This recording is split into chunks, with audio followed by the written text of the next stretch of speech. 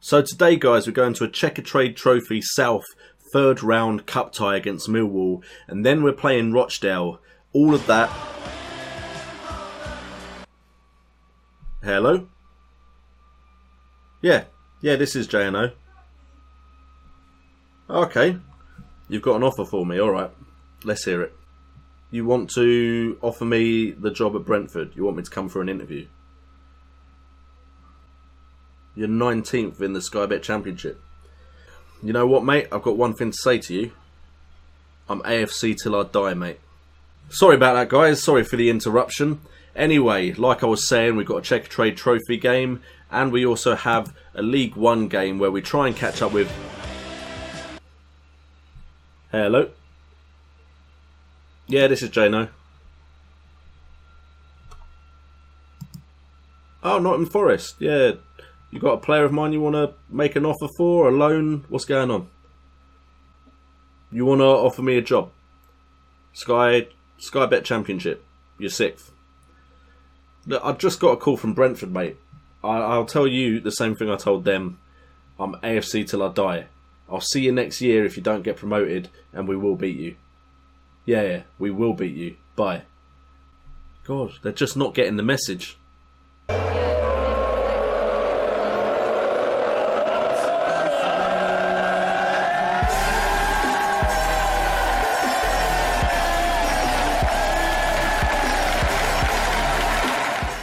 What's up, guys, and welcome to another episode of the AFC Wimbledon Return to Glory. And we have two big games today. We have a London derby against Millwall at the Kingsmeadow Stadium in the Checkatrade Trophy, and we have a game at home against Rochdale, also at the Kingsmeadow Stadium, before we make our move back to the home of AFC Wimbledon. And at the moment, unfortunately, MK Dons are above us by 1 point, but we have a game in hand. So as long as we win that game in hand, or we get a draw, because our goal difference is better, we will go back to our rightful place at the top of the table and above MK Dons. But the way this season's going so far, we are quite a bit ahead of 3rd and 4th place, Peterborough and Swindon. So we could both be going up and playing each other next year in the Sky Bet Championship. And in case you thought I was just making up a skit for entertainment purposes, we'll go to the notebook and you can see Owen refutes Nottingham Forest job talk and Owen dismisses Brentford speculation. I outright told him, not interested. We are building something here at AFC Wimbledon, so hold your horses, go chase some other managers. We are AFC until the end of this series. But before we move on, I've just got some transfers to cover. Since you were last with us, we have bought 4 players into the club. 3 of them on a free transfer. 1 we've paid 81k for. We have brought in Laurie Dalla Valle, Mickey Demetrio, Tom Beedling and Jordan Linley. Laurie Dalla Valle from Finland comes in, 3-star striker, professional personality, so we can use him to train up some of our youngsters. Can play the false 9 role, can also play target man up top, and has some decent stats, nothing absolutely amazing, but we brought him in to take over from Tom Elliott and hopefully train Liam Coogans to be even better at that target man role up top. We have also brought in another cover left back because Conor Ogilvie will be leaving the club at the end of this transfer window. Another professional player, a fullback. We're trying to get our team as professional as possible. 26-year-old Englishman, and he's got some decent stats: determination, concentration, teamwork and work rate. Very good mental stats for this level of the league. We brought in Tom Beedling as well to boost our defence. Again, nothing spectacular, but those physicals are pretty decent for the league we are currently in. And he's decent at penalties as well, and we just needed some more cover at centre back. And then we've got a 19-year-old Jordan Linley who we got on a free, who could become something special for us. You can see he's got 3.5 stars, and then current ability is only 1.5 stars, so we won't be getting anywhere near the first team just yet, but we hope to train him up and get something good out of this youngster. Anyway, enough about all that. Let's get into the first fixture of this episode. And we are starting with our usual 4-3-3. We have James Shea in goal with Conor Ogilvie and Josh Pasley as the 2 wing backs. Darius Charles and Chris Robertson as the 2 centre backs. Beedling is cup tied. Dean Parrott, Jack Reeves, Jake Reeves and Jake Hesketh as the usual three-man midfield, with Dominic Pollion and Lyle Taylor either side of Dalla Valle. So let's get into this game, hopefully give a positive team talk, and hopefully pick up a victory and move on in the Checkatrade Trophy, win some silverware for this AFC Wimbledon side. It's been a while since I've recorded AFC Wimbledon Return to Glory, or even the West Ham World, because I did do a bunch of recording on Tuesday. So this is now Saturday, just been house viewing, not house viewing, flat viewing. So potentially I could be moving soon, so there may be a slower period on the channel at some point where I'm not getting as many uploads up on JNO FM. But the plan is to be moved in, because we have picked a place, by February, and then we'll kick off for the rest of the year. Hopefully it means it's a lot easier for me to record, because right now I'm recording in a spare room which has a bunch of rubbish behind this blue screen. So hopefully I can have a dedicated area to record, a dedicated area for my blue and it's green the other side screen. And Lyle Taylor is through here and scores. See, if I tell you a story, Ayush Falur knows I will score a goal. My team are great at interrupting my stories. Anyway, let's have another look at the goal before I continue on about my house move. We have a ball over the top by Pasley, I believe. The highlight comes in a bit late there. And then Lyle Taylor puts it past the goalkeeper, coming into form in this part of the season, and we are 1-0 up against Millwall in the Checkatrade Trophy. Anyway, I hope to have a designated green screen area so I can do more skits at the beginning of episodes, try and be a bit entertaining, try and amuse you guys, and if I don't amuse you guys, hopefully I amuse myself. And then just like be able to get better lighting so you don't get the orange face that you get in some videos. Please don't concede here. Get the tackle in. Well done. Parrott then plays it to Pollion. Look out to the right. Why is that player on the right not making a run? Dalla Valle now has it and gets tackled quite easily. But yeah, hopefully better lighting. Hopefully I can get my microphone on a stand, on a desk. Things are looking up. For me, not for AFC Wimbledon. We've just conceded a goal to Sean Williams and Millwall.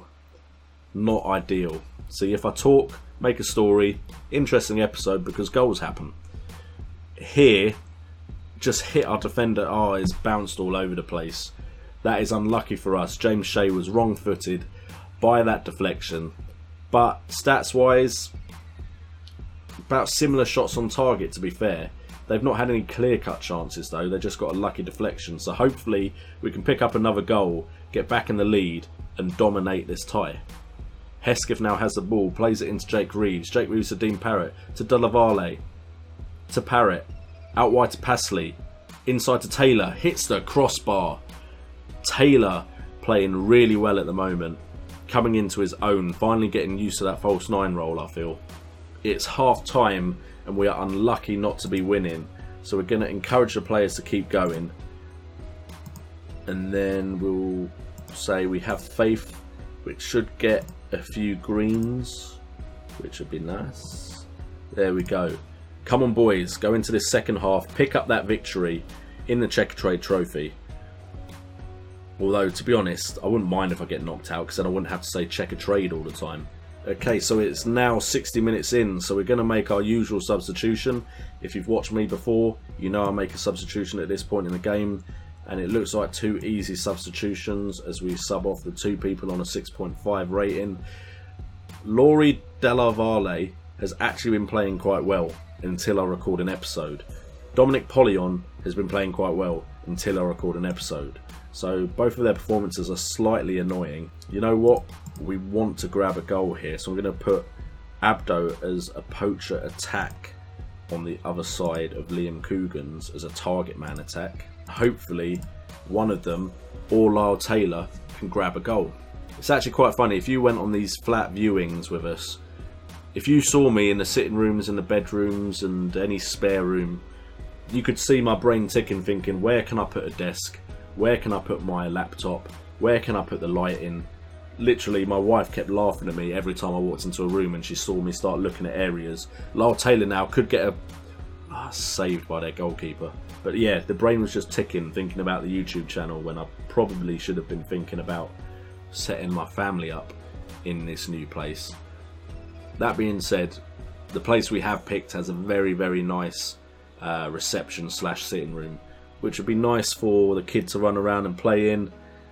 And there we go. Is that Lyle Taylor again? That's 2 today for Lyle Taylor. Single-handedly making sure we carry on in this Checkatrade Trophy. Crossed in by Parrott. Headed attempt there by Charles. Taylor with an acrobatic jump to control it and then volleys it into the top right corner. We may struggle to keep Lyle Taylor if he plays like this for the whole of the second half of the season. Okay, Reeves has picked it up, plays it into Parrott. Parrott looks for Hesketh, back to Reeves. Thought he'd have played it back to Parrott there, but he goes for something a bit spectacular. Reeves has picked it up, Jake Reeves, out to Abdo. Abdo back into Reeves, out wide to Ogilvy. Get the cross in, Ogilvy. Well, he's found Abdo, finds Hesketh. Oh, Hesketh, pick a corner. Lad, what are you doing? I'd rather you hit it wide, aiming for a corner. Now Coogan's has it though, plays it through to Abdo. Abdo plays it back to Taylor. I'd rather he went for goal. Passley now crosses it in. Parrott is there. 3-1. We are... Do we actually go through, or is this legged? I actually don't know anything about the Checkatrade Trophy. I've never paid any attention to it whenever AFC Wimbledon have been in the Checkatrade Trophy, because I don't know, it just doesn't seem important. I wish it did. It seems important now because I'd like to win some trophies as AFC Wimbledon manager, but especially now they've put under 23s in it from the Premier League, I'm not sure how I feel about it. Lyle Taylor challenges for a hat-trick there by testing their goalkeeper. If you can hear my daughter crying, it probably means she fell over, but my wife is with her, so don't worry, she's fine. I'll get shouted at or called if I'm needed. Okay, Robertson now has the ball. It's got tackled there. Now looks like they're on a counter. 4-on-2 there. Now 4-on-3. But the defence get back. Dean Parrott running back to make sure we win that ball. It's hoofed up the pitch. Looks like the final whistle will go soon before Millwall can score. Almost jinxed that. And we should get the final whistle. And we have won 3-1. I think that means we are through to the next round. I'm pretty sure I've not played 2 legs in the second round. So I think that means we're through. So well done, good win for us lads. Man of the match of course is Lyle Taylor with an 8.8 average rating. Anyway guys, we will now move on to our game against Rochdale at home in the league. Hopefully it's our game in hand and we can see if we can end the episode as the team at the top of the table. Okay guys, so we are going into our next game against Rochdale here in League 1 at the Kingsmeadow Stadium, and we are favourites going into this game. I believe Milton Keynes are playing Peterborough, who are third, so Peterborough are capable of taking points away from Milton Keynes. If they do, we need a victory here today to go above them with a game still in hand, and if we do that, we could build like a 4-point gap between us and our bitter rivals. So we're going into this game with the same lineup from the last game, so I'm not going to go over it again. And we're coming up against a 4-3-3 formation, and I don't really recognise any of them unless that is Joe Allen, which I very much doubt. No, it's Jamie Allen. Doesn't look too bad to be fair, but let's get into the game, hopefully pick up the 3 points and hope that Milton Keynes drop points as well. Anyway guys, another thing I want to talk to you about, and I'll probably mention it also on the West Ham World for anyone that doesn't watch both, is don't talk while the teams are playing because a goal will happen. So I should only talk if my team are attacking, because we're 1-0 down, which is not ideal, not the start I wanted. And Allen is the one who gets the assist, the player I pointed out. Well done JNO for pointing out a player. You know how that works in FM. But what I was going to talk about is general positivity amongst the Football Manager community, because recently there has been a lot of, don't know how to put it, maybe snide comments, and it's just like, why is it even needed? I'm not going to mention names, I'm not going to call anyone out, because whilst it is tempting to do that, at the end of the day, we all love this game, we all enjoy this game, we all like talking about this game, and it doesn't matter if you do it on video, if you write about it, if you tweet about it, if you join Facebook groups, or if you just play it by yourself and just want to read forums and all that kind of good stuff. Just let people do what they want to do, let people enjoy what they enjoy, and just support each other. And if you're not going to support each other, just leave each other alone. Like, there's no need for anything else at all. And that's all I've got to say about that. I'm not going to get into details or get too involved. I love Football Manager. I've played it since Championship Manager 2. Only missed Football Manager 2014. I don't think I played it in that year. But other than that, I love this game. I'm not saying I'm an expert. I do read a lot of stuff about it and try and learn more about the game, but I'm by no means an expert at all. But I just love playing it. I also love making YouTube videos. I didn't even start making Football Manager YouTube videos, as Passley manages to miss there. I started making videos on FIFA. I made videos on Telltale Games, Game of Thrones. I made videos on wrestling games. I then started JNO United, made videos on stuff I was interested in that wasn't actually gaming at the beginning. Fantasy football took off for me, so I started talking about fantasy football. And if you're not feeling the love, I'm quite happy to give you a hug and a kiss. Just ask. No need for hatred in the world. Anyway, hopefully we can manage to get a point here, because it looks like MK Dons are only getting a point as well. So as long as we get a point with a late goal here, which could come from... damn it, could come from Taylor. If we manage to get a late goal, we wouldn't have lost ground on Milton Keynes. But at the moment we are losing ground because it looks like they're getting a point and we have lost.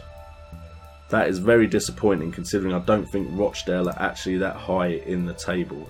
We're going to assertively tell them you were not good enough today, because considering those stats, maybe we should have done a lot better. Where are Rochdale? 13th. The plus side is Milton Keynes didn't win. They drew.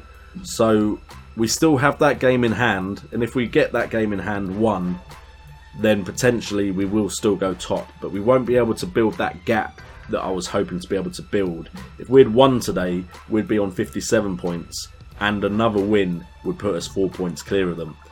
Anyway guys, thank you so much for tuning in as always. I hope you're enjoying the AFC Wimbledon Return to Glory. If you are, make sure to subscribe, make sure to like and share on social media. We are at 115 subscribers at the time of recording this, which is a great total considering this channel is so new.